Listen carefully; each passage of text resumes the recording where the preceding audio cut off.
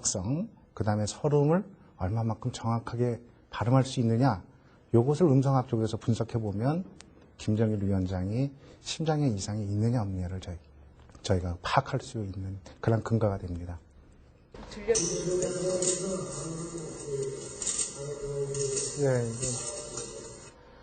먼저 김정일 위원장의 발음이 얼마나 정확한지 측정했는데요.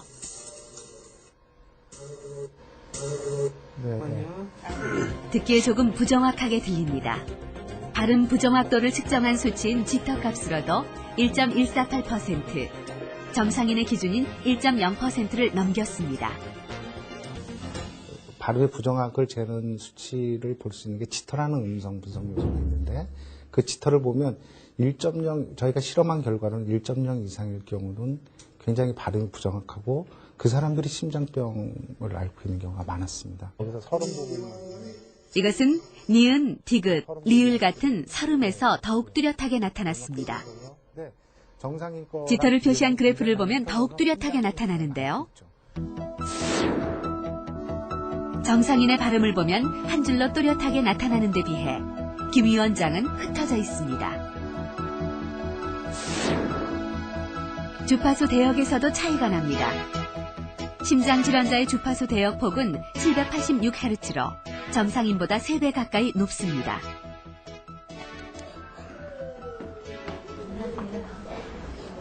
최근 새로운 연구를 추진하고 있는데요.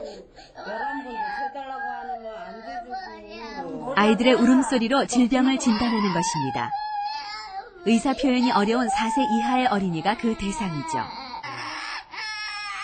울음소리로 감기나 폐렴을 진단해낼 수 있다고 합니다. 조음기관의 모든 성분음을 나타내는 스펙트럼을 보면 감기 같은 경우는 통상 한 3,500에서 5,000Hz 잘립니다. 그러니까 상당히 많은 부분에 조음기관의 영향을 받는다라고 이제 결과가 나오는 거고요. 폐렴 같은 경우는 이제 그 균이 이제 폐까지 내려간 경우인데, 이 경우는 조음기관의 영향을 받지만 감기보다는 덜 받아요. 그래서 이제 한 5,500에서 7,000Hz 사이에 이제 해당이 되고요. 정상소화 같은 경우는 이제 어떤 조음기관의 영향을 받는 게 없으니까 10,000Hz 이상을 아주 폭넓게 스펙트럼을 이렇게 분포를 볼 수가 있었습니다. 제대로 언어를 구사할 수 없는 아이들. 그러나 아이들은 본능적으로 울음소리를 통해 자신의 몸 상태에 대해 엄마 아빠에게 이야기하고 있을지도 모릅니다. 공기 중에 떠다니는 아이의 목소리에 또 다른 인체 정보가 숨어 있는 것이죠.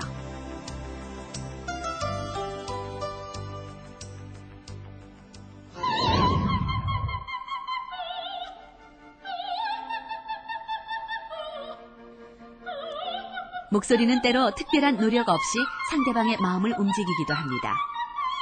아름다운 노랫소리에 매혹되는 것처럼 말이죠. 특히 사람의 감정을 자극하는 소프라노의 목소리에는 또 다른 비밀이 숨겨져 있습니다.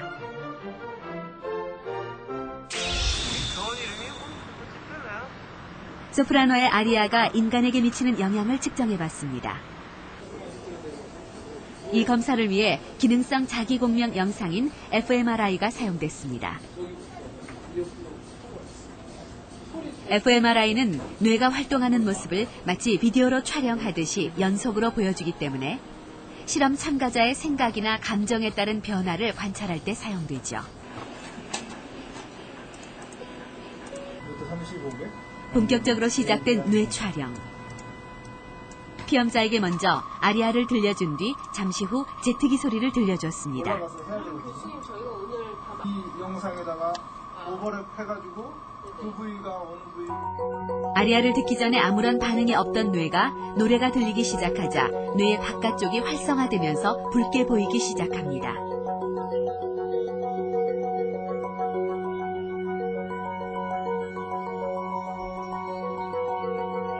이어서 제트기 소리가 들리자 뇌 바깥쪽에 활성화됐던 붉은 부분은 없어졌습니다.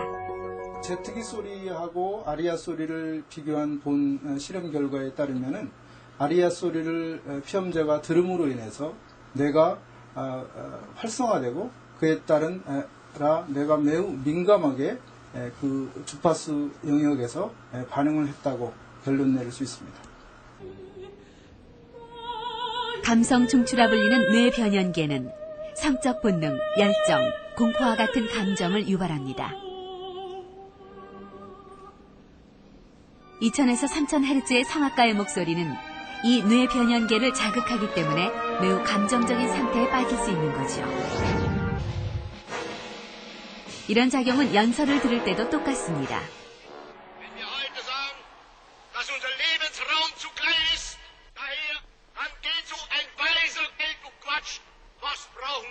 역사 속 최악의 정치가로 불리는 히틀러.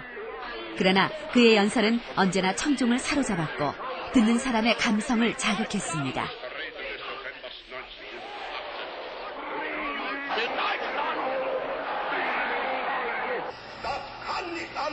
히틀러의 선동적인 연설의 힘은 목소리에 들어 있었습니다. 히틀러의 기본 주파수는 319Hz, 최고 668Hz나 됩니다. 보통 남성 기본 주파수가 120Hz 정도 하는 것에 비해 매우 높습니다. 히틀러와 당대를 함께 살았던 또 다른 정치인 처칠. 그도 히틀러 못지않게 단번에 청중을 사로잡을 수 있는 훌륭한 연설가였습니다.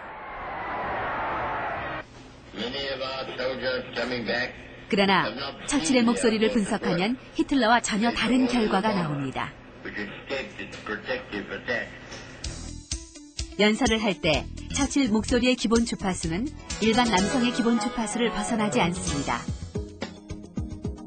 당시 처칠보다 10살 정도 젊었던 히틀러는 높은 주파수의 목소리를 이용해 대중의 감성을 자극했고, 반대로 처칠은 편안한 목소리를 이용해 대중에게 다가갔습니다.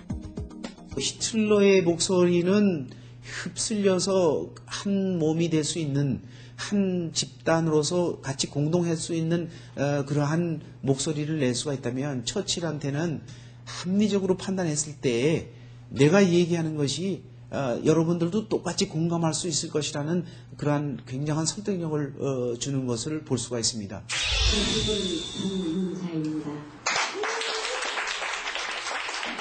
세월이 바뀌어도